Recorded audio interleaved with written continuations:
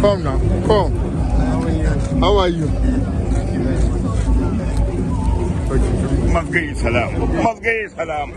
Za ki daukawa kan nan.